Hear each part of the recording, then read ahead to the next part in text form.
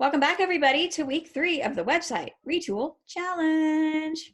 Woo! Yay! We're glad you're back. I can't believe we've made it to the 3rd week. That's so crazy to me. It's so much fun, has it not? Yeah, it's been awesome. I've been loving seeing the posts and seeing what you guys are working on. So great job to just dive in and embrace everything. Yeah, and we really hope that you're realizing how, we started this whole thing with the idea that you could do 20% of the work and get 80% of the impact. And I hope that you're seeing as we move through these things that these simple changes give you so much of what you need from a website, right? So in the very beginning, we talked about having a brand board. And as you start working with a brand board, it will become so obvious to you what a difference it makes as the colors start to piece together this more professional look, as logos start to emerge out of even just the colors, as your website starts to take on a vibe, as opposed to this hodgepodge of things and stuff. It has this vibe. It has this, it becomes magnetic, right? And if you do it right and it aligns with your heart, it starts to just pull the right people towards you. Even just the look and feel can do that. Mm-hmm. And then in the second week, I want to talk about turning on a magnet. That positioning statement right on top of your homepage of your website is the piece of information that determines whether somebody sticks or bounces. And most people, for all of us, are going to bounce. That's okay, because when they stick, when you have a positioning statement like that, especially when coupled with a call to action, which were our challenges from last week, you need a positioning statement. I help this person with this problem for this investable reason. When you see that and it's aligned to who you are, you stick. And when you stick long enough and you have right underneath it a call to action, before you know it, you've got leads. That thing that we did last week, the mechanism of that is to turn website visitors into potential clients. Now, sometimes people land on your website and they convert into a lead right away. They're just ready, right? They were sent from a partner.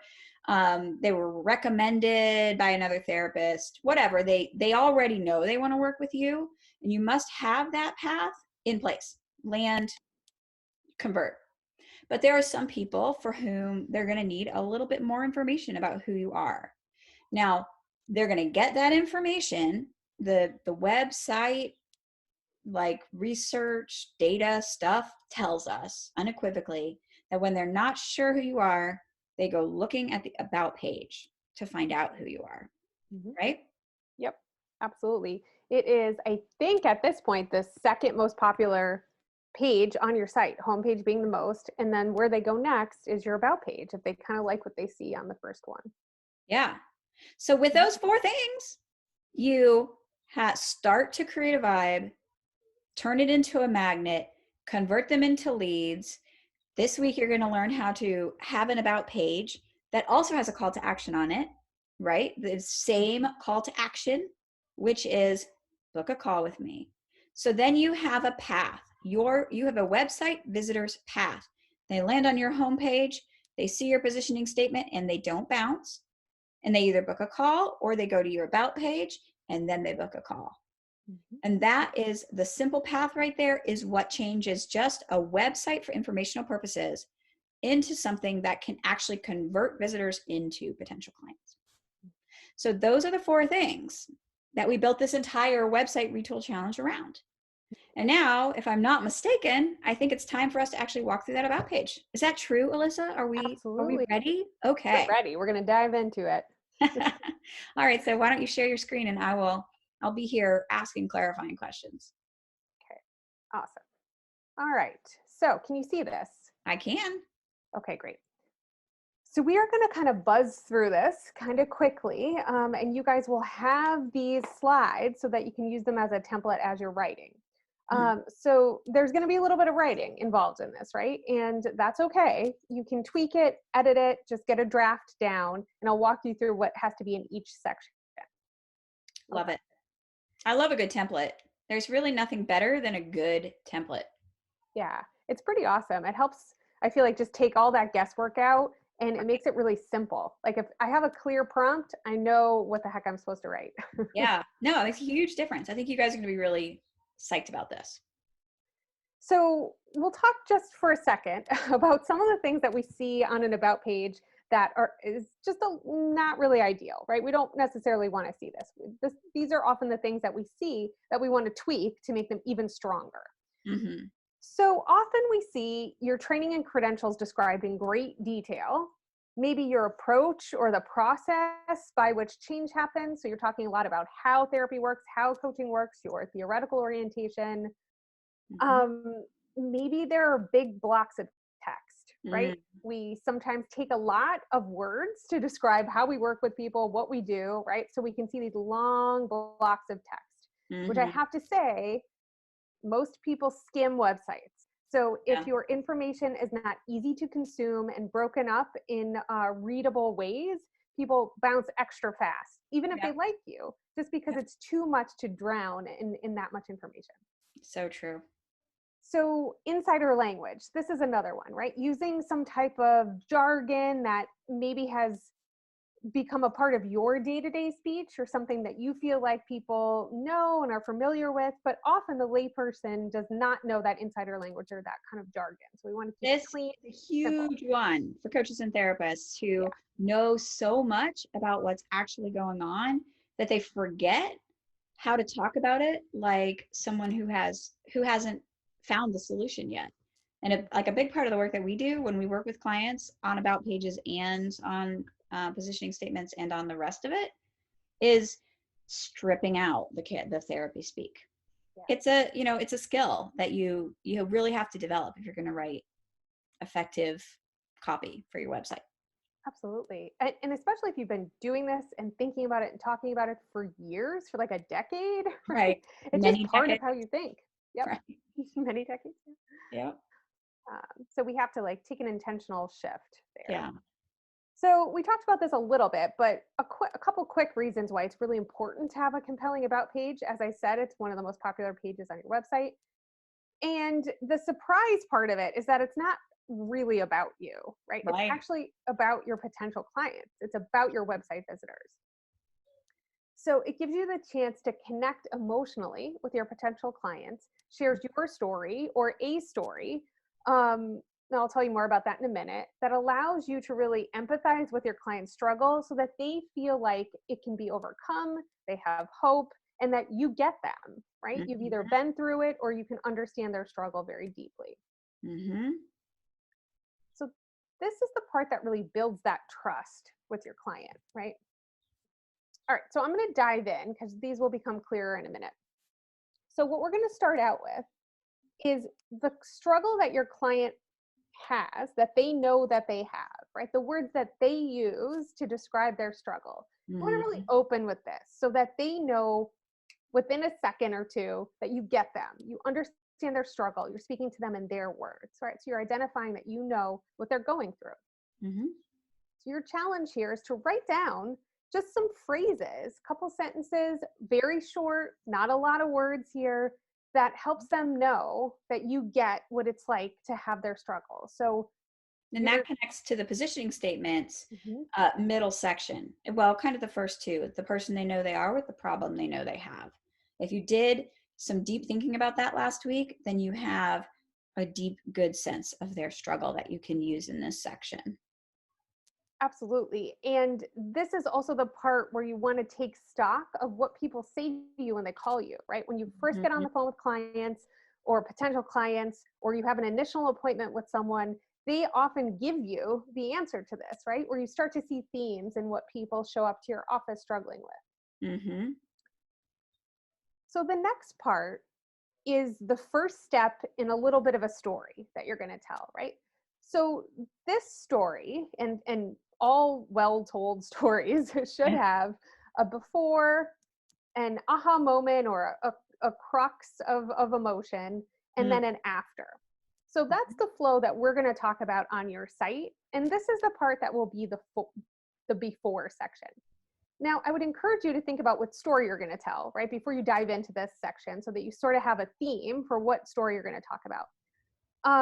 And when I say your story, often there is, not always, but often there's kind of a nice overlap between the work that you do and the reason why you do it. So if you really care about working with people and you feel very driven and passionate about helping people with grief and overcome grief and live a life that they love despite this struggle that they've had, and that's something that you feel really passionate about because you've struggled with an important loss in your life, that gets to be the story that you share if you want, right? That's the story that you can connect with. You watched your parents' marriage crumble away, and the way you understand it is that it was a lack of intimacy. Then you may focus on intimacy. Like the way we find ourselves into our specialties almost always have something really personal, a personal connection. Sometimes it's literally your story. I have chronic pain. I help people with chronic pain. I went through a divorce. I help others with that. And sometimes it's like a longer connective line. Either way, though, you want to tell the part of your story that situates your specialty into your own story. Because remember, this is the about me page, right? This is the why do I trust you? Who the hell are you? That's what this page is. And so you want to make sure that the way you talk about it, whether it's your story or someone you care about or some other connection, that you're only telling the story that fits the lens of your ideal client. So sometimes it takes a little bit of working around to figure out the cleanest path through it. But I've never met someone where there isn't a fairly clean path through it that we can find. There's some reason why you do what you do, why you care and are passionate about what you do. So take a little time to really connect with that story. Think about what it is. And then this part that you'll write on this page is your before, right? What was the struggle like for you, or the struggle that you saw someone go through, right? What was that before? This is the struggle, the pain points, as we call them, right? These are the things that you connect with the story around, like, I get you because I get these things, Yeah. right? Okay. So the next thing after your before, you're going to flow into your eureka or your aha moment. The moment really when things turned around because they got intense, right? It's that moment when the emotion rises and you just feel like, I can't take it anymore. I have to change something. So this might be the moment that you quit your job, that you leave your relationship, that you go to therapy to deal with whatever's come up, right? It's the turning point that comes with the heightened emotional intensity of whatever was going on. So the struggle sort of builds, the emotion gets higher, and then it's something flips, something changes. You have to make a choice, a decision. And it's very helpful if your eureka moment is aligned to what your clients say was the inciting incident that got them to want to call you, right? So if your situation was that you were passed over for yet another promotion and you left your job, that's a great story if that's something that you hear some version of from your clients. So you're telling, I work with these people with this problem. Here's the story that connects to that. Here's the inciting incident that flipped me from stuck and in trouble and into willing to seek help. It's really helpful if that story really resonates with what you're hearing from your clients. Yeah, absolutely. And this is the turning point, right? This is when things get different. So that clearly follows into an after. This is the part where you get to infuse hope and paint a picture of what it could be like after you do this thing. There is an after. This is the outcome. What can it be like now on the other side of the struggle that you set up earlier? So sometimes what we see people doing on their websites is that they really take a lot of time to describe the struggle, and then they kind of leave people there, right? So what we really want you to do is create the rest of that story. The how can it be, right? How is it for you now? How can it be for people? So this gives them that hope of what it could really be like. So take some time and really describe this. Think about it. Paint a picture. And think about how it shows up tangibly in your life as different. Yeah. And I think it's really important to recognize that if you go back one slide, Mhm. There's nothing between the Eureka and the after party, right? The slide that comes after this one, right? You're after. So very often when we look at a website, we see like the vast majority of the description sits in between these two. It's like all the things that happen in therapy, all the process that you go through, all the feelings that you have, all the insights that you have to skip that because the person who's looking for relief isn't ready for that yet. They want to go straight from, oh my gosh, I'm having that inciting incident, to on the other side of therapy, you will feel this relief. Mhm. You have to skip the middle. You don't want to, but you have to. Yeah. Yeah. Imagine if I said, when you guys join this challenge, you're going to get some prompts about and how to write an about page, right? You wouldn't be super excited about that. That's the process. Right. There will be PowerPoint Yeah. slides and videos. No one's excited about the features, right? No one Right. cares about that stuff, right? So we want you to paint that picture of how it could be after, right? For Yep. you guys, you want an upgraded website that draws in the right kinds of clients, right? Yeah. That's the result Converting that. website. Yeah, exactly. Ah, such a good example. So then we're going to flow into your expertise and a call to action. So Mm-hmm. your expertise, these are your credentials that you spell out that relate to your specialty. Enough for people to trust you, but not enough so that they're drowning in every training, every certification, everything, right? We don't want that to turn into a wall of text either. But Mm-hmm. of course, they're going to you for a professional service. So you do want to weave in your expertise. They want to know that you know how to do the thing you say you do. Mm-hmm. So make sure that this is clear, concise, easy to consume, and focuses really on the specialty that you have right now without adding in a bunch of other kind of extraneous details or things that you used to do that you don't do now. Keeping this kind of succinct for people. Mm-hmm. Yes, absolutely. So then another part here is that we want you to think about what action you want people to take. So, what is the thing that you want them to do now that you've had them read your story? They've learned about how you can help them, which is really the whole point of the about page, right? How you've built trust with them so that they know you can help them, right? Now, where do you want them to go? We don't want to just leave them hanging with this excitement and desire to talk with you more. Right. So often, calls to actions come in a few different forms. Sometimes it's to download a freebie. I would only suggest this if your caseload's already full. Um, but if you are still in the growing, building phase where you have empty caseload slots on your caseload, the best call to action would be a free call or a way to get on the phone with you quickly. Like, okay, now that you've read this thing, let's talk. Let's talk about next steps together. Yes. Just takes the thought process out of this, right? Just Yeah. click here and let's talk. And it's the same Calendly call to action that you had on your homepage. It's literally duplicative of that. There should just Mhm. be one and always the same one. Schedule a free call. Same link, same button on your site, Same color button. same color button. Yeah, You exactly. got a gold in your palette, make it gold. It's your pop color for your It's your pop buttons. color. So your bonus here, although this is really important, I just put it as a bonus because it's sort of separate from the flow of the other things.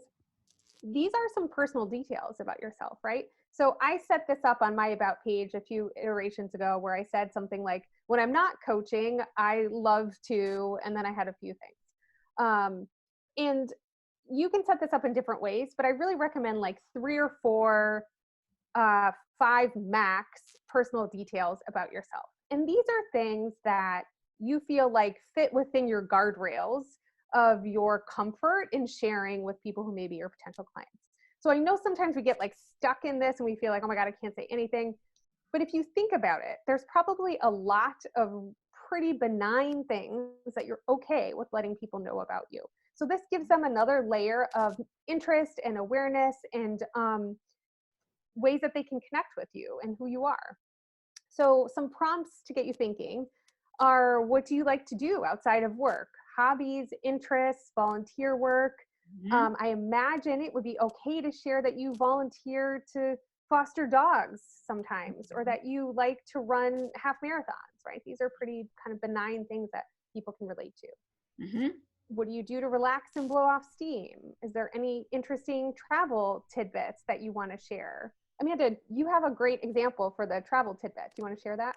Oh yeah. So yes, well, it's sort of tied to like a tip within a tip, right? It's important to share a little something because people love to connect around random things. You like the Boston Red Sox? I like the Boston Red Sox. And then they're like, what? We're meant to be, right? So it helps when that is specific enough that people have some emotion attached to what you're talking about. So like, it's not like I like baseball because lots of people like baseball, but I like the Red Sox and I live in New Jersey. Like that will really cause some connections and some anger. But either way, also like when you're telling like travel stories, that's I love to travel. There's not really anything there to connect with because everybody loves to travel. Almost everybody loves to travel. It doesn't feel like we're going to connect because we love to travel because everyone does. Versus something that's more like when I love to travel and I've had tea in 7 Muslim countries. That is really different than someone who says, I like to travel and I've been to every anime museum in the world, right? Like this, the difference in the person baked into those facts are just really different. So when you're hearing these, remember the point of an about page is to evoke emotion.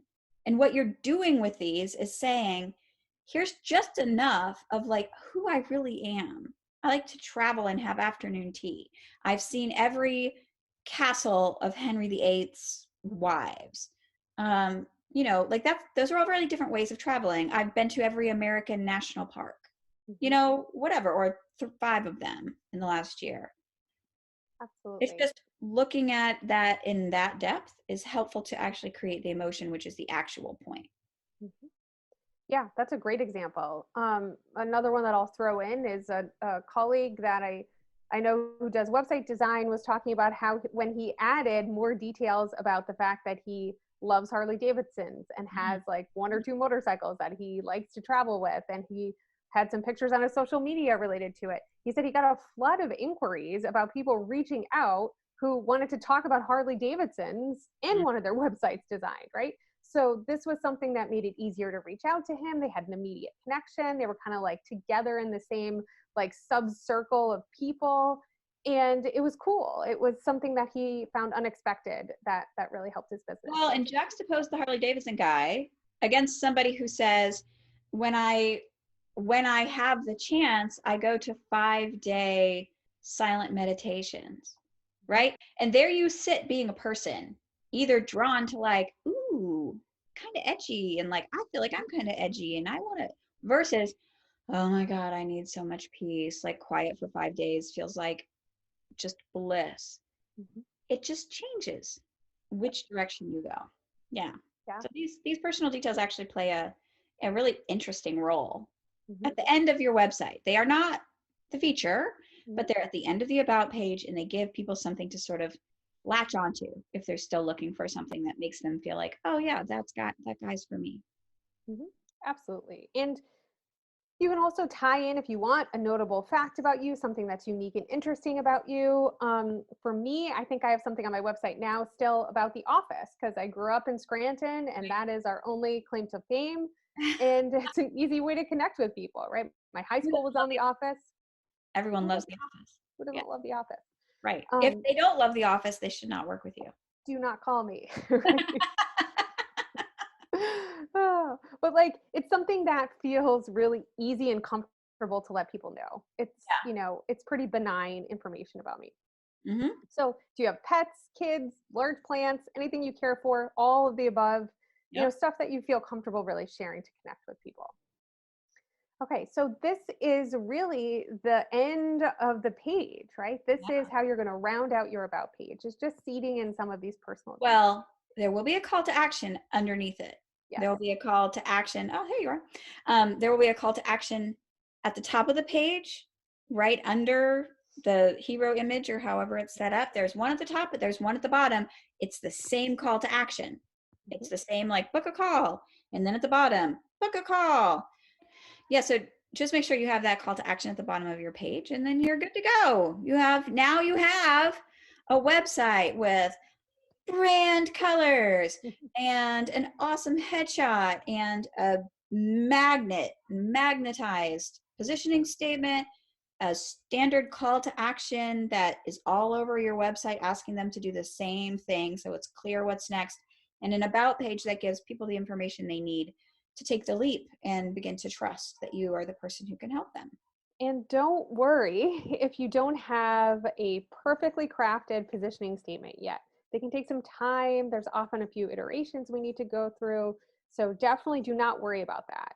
Yes, and I would go so far as to say there is no way that you are done with your positioning statement and your about page after just one draft. It just doesn't work like that. It's really helpful to be in community around these things, to be sharing them with other people. And in fact, we'd actually like to invite you to be in community with us around doing these things. We're going to start on June 9th, our next round of Support Lab. So Support Lab um, is our program, is our group program where we walk you through the fundamentals of having a marketing strategy. We'll pick up right where the website retool challenge is leaving off, and we'll be circling back on positioning statements and about pages in the first month of the program. So the second half of Support Lab re-engagement is about re-engaging your network. How can we connect you into the parts of your network that have fingers out into your ideal client community? That's the second half of Support Library Engagement. So it is an amazing program for this moment in time. We're going to start where the website retool challenge ends up, take you through and make sure you are rock solid in your foundational marketing statements and your positioning. And then we're going to get you out in the world, creating a network of people who will support your business and for whom and you will support their business. It's reciprocal. So that's what we're going to be doing in Support Library Engagement. I got really excited. I realized I've been talking about it for like with an elevated voice for a while now. So we'll stop, but we'll talk more about it on Wednesday for sure. And we'd love to have you join us. But in the meantime, the website retool challenge is not over. This week, we want you to be writing out your about page. And if it feels too much, like if it feels like too much to write a whole about page, just start with your story. What's the connection between your specialty and your personal experience? And just share that with us on the Facebook page. It really is the foundation for your about page. And once you kind of know what it is, the rest of it will fall out. Don't you think? Absolutely. Yeah, I think that's the hardest thing to grapple with initially. And what parts of your story will you share? What parts feel like too personal? Yep. So play with that a little bit and post it in the Facebook group so we can give you guys feedback and think through it with you. Yes, absolutely. It's going to be great. So we'll see you Yay. guys on Wednesday for the expert interview and in the Facebook group. We want to hear your stories. We'll see you Awesome. there. Sounds great. Bye.